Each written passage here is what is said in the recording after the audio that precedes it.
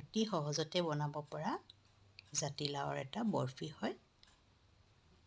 লাওখিনি পিহি লৈছোঁ, তাৰপৰা অলপ ঠাণ্ডা পানীত দি তিয়াই থৈছোঁ, তাৰপৰা চাকি ল'লোঁ, চাকি লৈ পানীখিনি চেপি ল'লোঁ যিখিনি পানী আছিল, তাৰপৰা কেৰাহীত ঘি দিলোঁ, ঘি দি তাতে লাওখিনি দি দিলোঁ, অকণমান ফ্ৰাই কৰিলোঁ।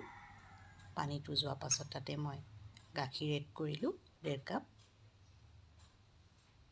তাৰপৰা অলপ সিজিব দিলোঁ, মাজে মাজে লৰাই থাকিব। তাতে চেনি দিলোঁ 1 কাপ, আপোনালোকে আন্দাজত দিব। আকৌ ভালধৰণে মিক্স কৰিব। তাতে এটোপাল জেল কালাৰ দিলোঁ, তাৰপৰা পাউডাৰ নাৰিকলৰ গুড়ি দিলোঁ 1 চামুচ, 1 কাপ, তাৰপৰা মাৱা দিছোঁ, মই ঘৰত বনোৱা মাৱা হয়, তাৰ 2-3 চামুচ দিলোঁ, ড্ৰাই ফ্ৰুটছ দিলোঁ, তাৰপৰা এনেকৈ হেঁচি চাব। পানীটো যেতিয়া ৰসটো ওলায় তেতিয়া এইখিনি হৈ গ'ল আৰু। তাৰপৰা এখন প্লেটত ঘি সানি এইখিনি ইয়াত ঢালি দিব আৰু মেলি দিব। তাৰপৰা যেতিয়া হৈ যাব তাতে চিলভাৰ লিপছ বা চিলভাৰ পেপাৰটো লগাই দিব, দেখিবলৈ ধুনীয়া হ'ব।